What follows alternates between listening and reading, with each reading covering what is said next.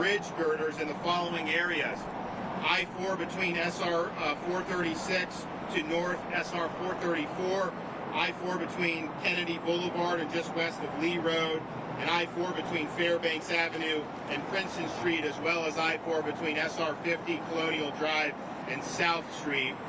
So we announced 5 locations of acceleration that we could guarantee when we made the announcement in April. FDOT's actually been working at over 12 locations with extended lane and ramp closures. This work has shortened construction by between 1 and 2 months in key areas. Now, the accelerated construction is important. It's expected to generate $14.5 million in benefits to Central Floridians and to the state in general. This is a result of reduced delays, improved travel time, and reduced traffic crashes from the improved corridor, all of which have economic benefits to the region and to the state. Accelerating the 408 interchange construction has also helped sustain more than 1,500 jobs directly associated with the I-4 Ultimate project. This is a testament to FDOT's commitment and the hard work and determination of the construction industry in our state. Now, upon completion of the I-4 Ultimate project, 15 interchanges will be rebuilt. As of now, the major interchanges at Kirkman Road and Maitland Boulevard have already been placed into their final configuration, and a whole new overpass at Grand National Drive is open, connecting area attractions, hotels, restaurants, and commercial establishments. This is in addition to 13 miles of reconfigured general use lanes in the eastbound direction that have been open to traffic, already improving daily commutes. Now, some construction continues, but travel times have improved. We have in Central Florida 2.5 million residents in the greater Orlando area. It's grown by more than 20% just in the last 10 years, one of the top 10 fastest growing regions in the country.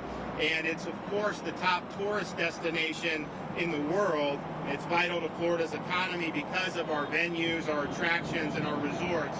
And transportation is going to be important as Central Floridians get back to work.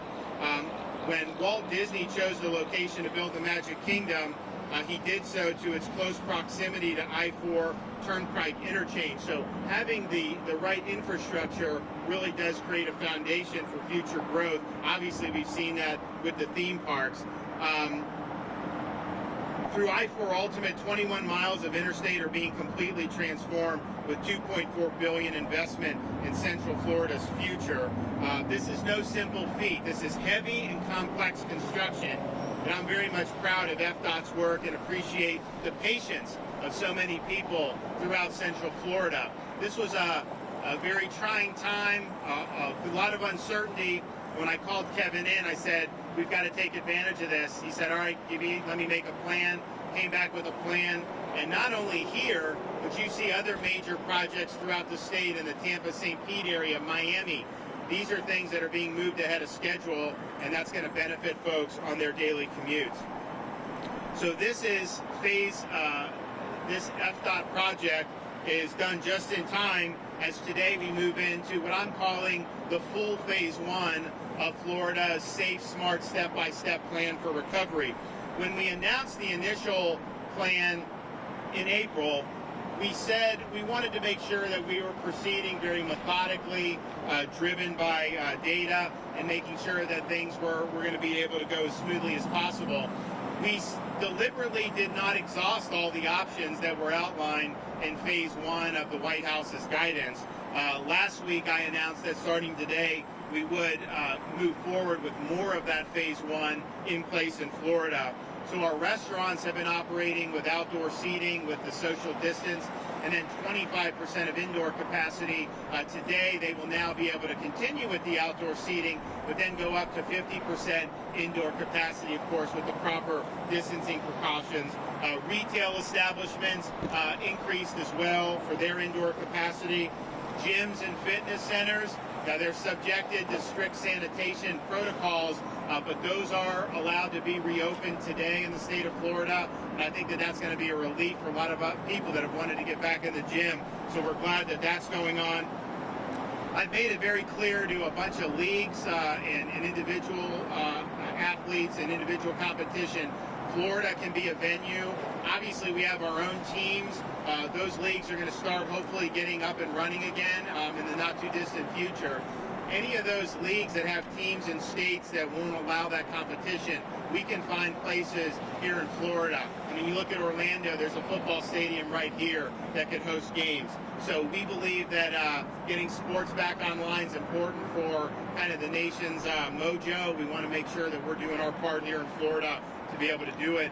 We also, in our announcement for this full phase one, have told our theme parks, submit plans for reopening, show us how you're going to keep staff and people safe, and then have the endorsement of the relevant local official or officials in your area, and we're happy to consider that as we go forward. When you open a theme park, it's not like you can just flip a switch and 3 days later do it. Now, they're going to need a lot of runway to be able to know a date certain. So I'm not saying this is going to happen tomorrow, but I think it is prudent to solicit these plans so that we know the direction that we're going. But I think you've already seen some theme parks in other parts of the world open, and I know we are going to get that done here. It's just a matter of at what time and what the schedule looks like.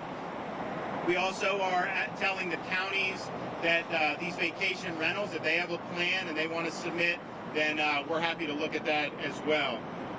So what we're looking at in terms of phase one, if you look, those original phase one counties, the data has been very, very strong throughout this period.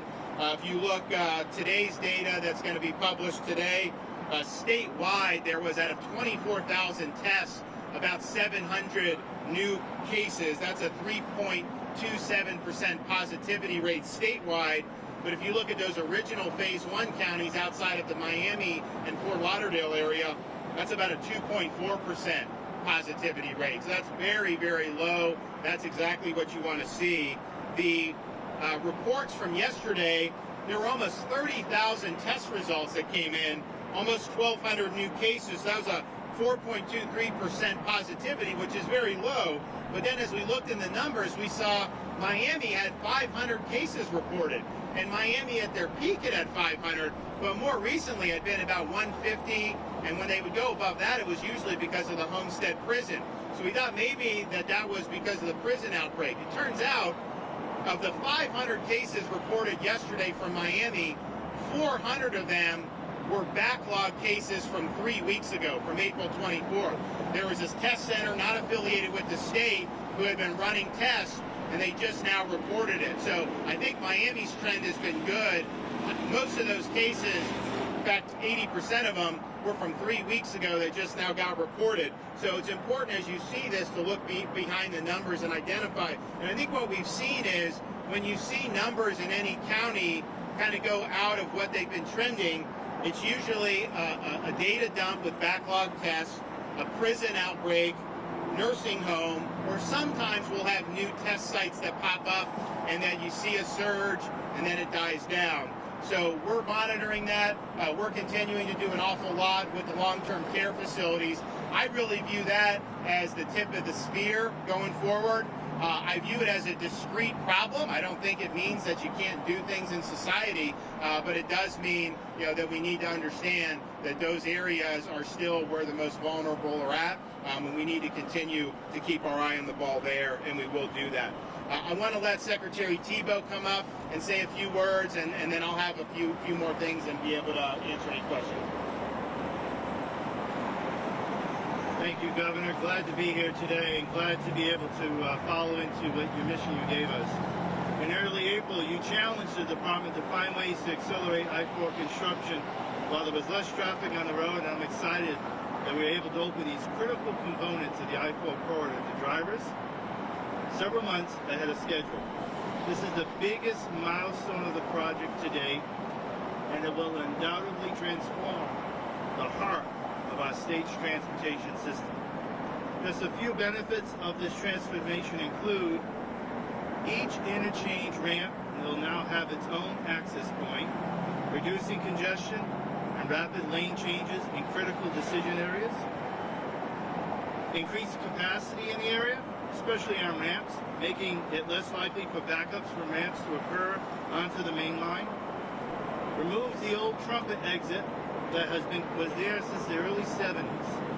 It required sudden, slower exit speeds and a great amount of weaving. And ultimately, ultimately, it will restore the fabric of the community once the full interchange is complete and the old interchange is removed. This includes the historic Paramore neighborhood that will be reconnected once again once we remove those old ramps. And finally, this project enhances access to large venues, theme parks, and all other attractions that make Central Florida the amazing destination that it is. As the governor mentioned, we knew that these interchange openings, as well as the significant portions of the westbound general use lanes, will improve travel times throughout this critical corridor. We anticipate this trend will further improve as the final section of the general use lanes, remaining interchanges, and managed lanes comes online. As we move forward toward full project completion, safety will still remain our top priority. Along the corridor certainly continue. Taking a moment about partnerships, this project has had several significant partners that has brought it all together from its onset. One of those is the important partnership we have with the Central Florida Expressway Authority, and we're very pleased to be able to work with them to deliver this project. Together, we've been working not in silos, but in a partnership to develop transportation solutions for the Central Florida community. We look forward to doing that. We also will continue our significant coordination efforts up and down the 21-mile corridor, which occurred since the very beginning in 2013, and includes working with numerous local governments, law enforcement agencies, and emergency responders to ensure the corridor has the most effective, efficient, and innovative measures to meet their needs.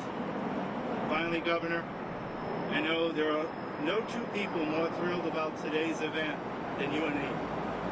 I am grateful for your common sense approach to moving Florida forward during this unprecedented time, and we are proud to play a role in helping reopen Florida. We have always been committed to completing a safe corridor that also increases mobility to help people move people and goods across Central Florida and restores the community connectivity so important in today's world. Today's momentous acknowledgement and announcement undoubtedly helps us achieve these goals. Thank you very much, Governor. Well, we're really thrilled about this. I think to be able to expedite, and not only from what we had scheduled, but even once we said we wanted to expedite, having done it quicker than that is really, really good. And I think it just shows FDOT being able to really get the job done. So we're going to continue with that. And really, I'm just looking forward to helping bring us back. Obviously, we still have issues with public health. That's not going to go away. But I think we have a pathway to get Florida moving again. It is smart, it's safe, it is step by step. It's not just turning a switch. But I really believe that Central Florida can be a major driver in that. And having great infrastructure projects are part of it. And obviously, there's going to be a lot more that hopefully will happen over the next days, weeks, and months here. And with that, happy to take some questions. Yes, sir. Recently reported that thousands of COVID test results haven't checked those. Is that a concern statewide? Can you say? I just couldn't hear you. Take it off.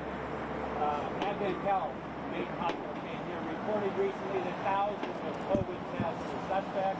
They're having to go back through that. Yeah. Is that a concern statewide? So it hasn't been. So the question was about one of the healthcare systems. Reported that they had thousands of tests that they had sent to a lab, and basically I think the lab just got stuck in a warehouse. Now these tests have to be refrigerated, like the samples have to be refrigerated, properly cared for. This is not just like sending a piece of paper. And so apparently what happened was they figured out that this lab, I think it was in Texas, just let the samples be spoiled. So they had thousands of samples.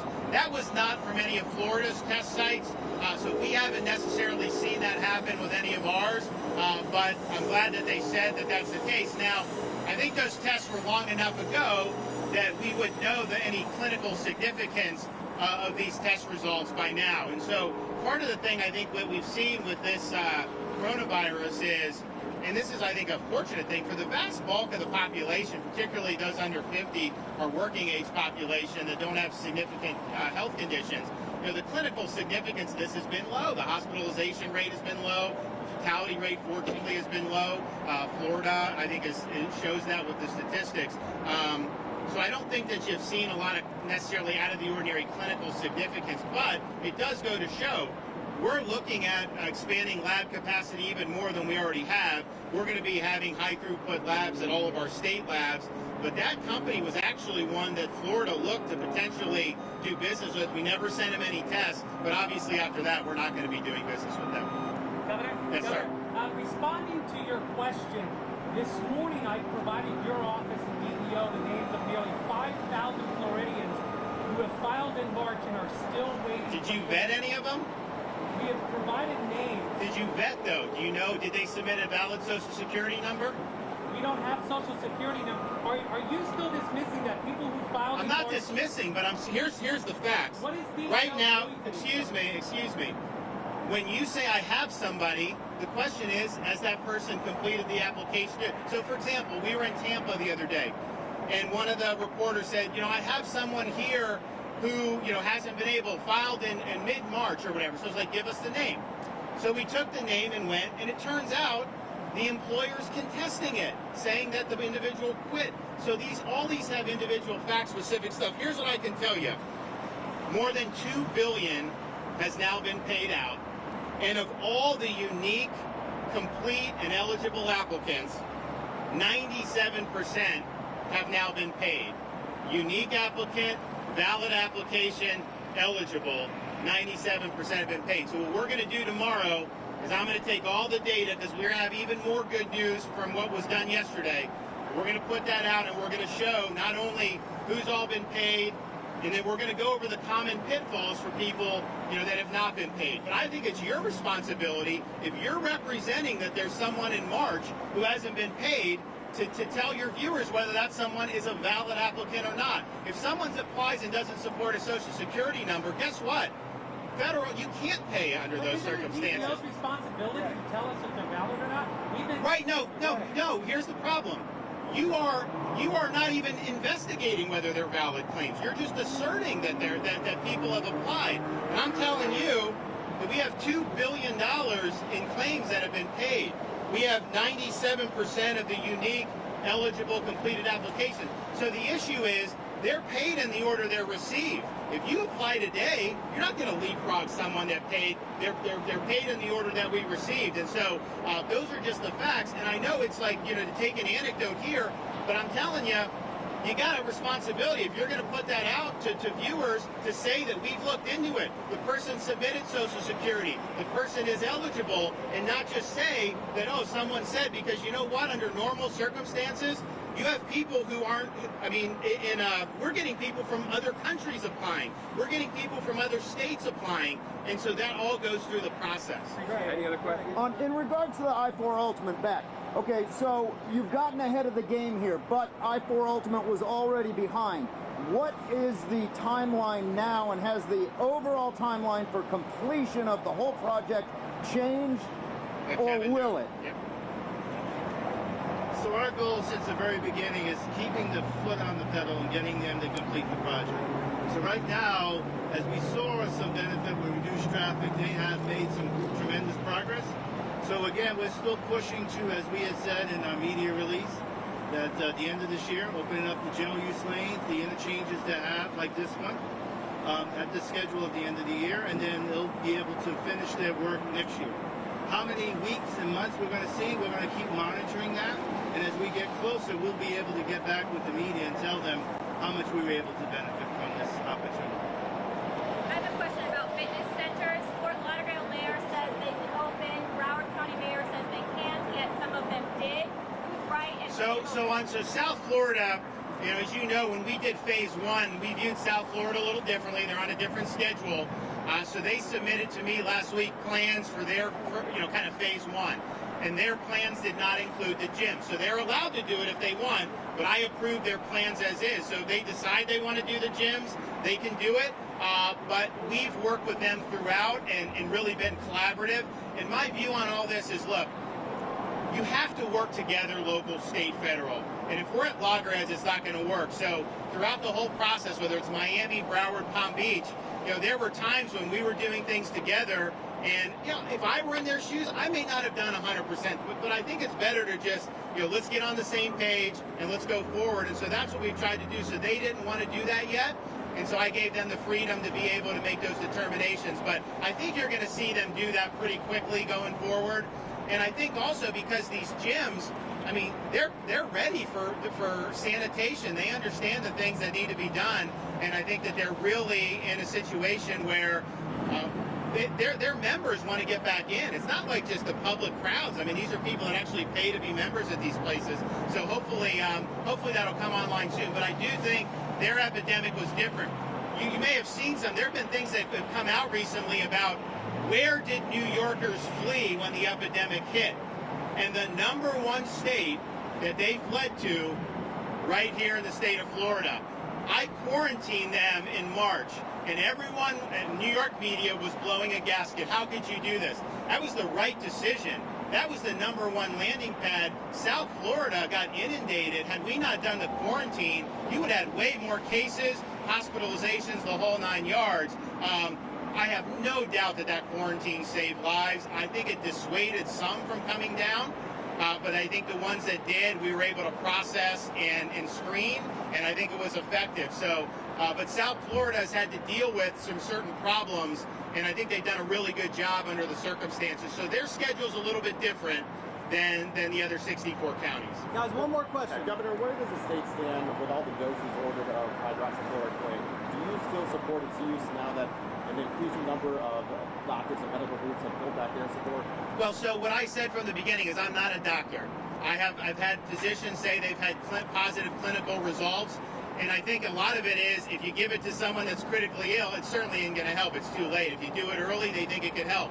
So I said, okay, if you guys think it could help, I talked to the president, we got supplies from India, I got some other, pushed it out. If they want to use it, they can use it. If they don't, they don't. But it wasn't anything that we ever endorsed per se. But I actually still think you have physicians in Florida who are using it, and I think you do have some that think it's had some benefit. But it seems like it's only beneficial if you get it early enough in the onset of the disease. Once somebody is really critically ill and on a ventilator, it's not clear that that's the case. Now, we've also put out this the new drug that just came out from FDA. What's the name of it? I forgot. There's so many of these things. But that came out, and that has mixed reviews too.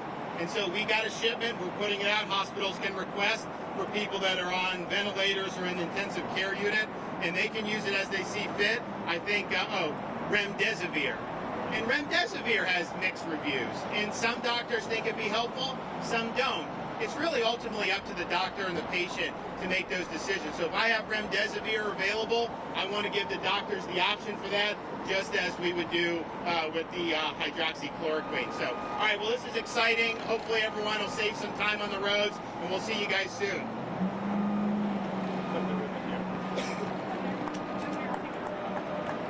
Oh, wow. All right, here we go. 1, 2, 3. Yeah. Good stuff. Good job. Thanks, everybody. Appreciate your hard work. Take care.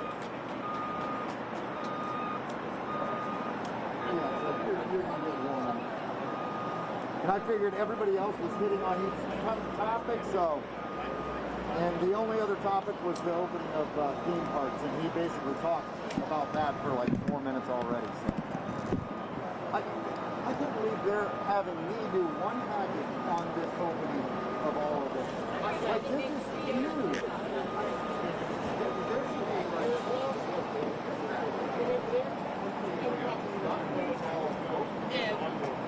I get it. Everybody just wants to do it.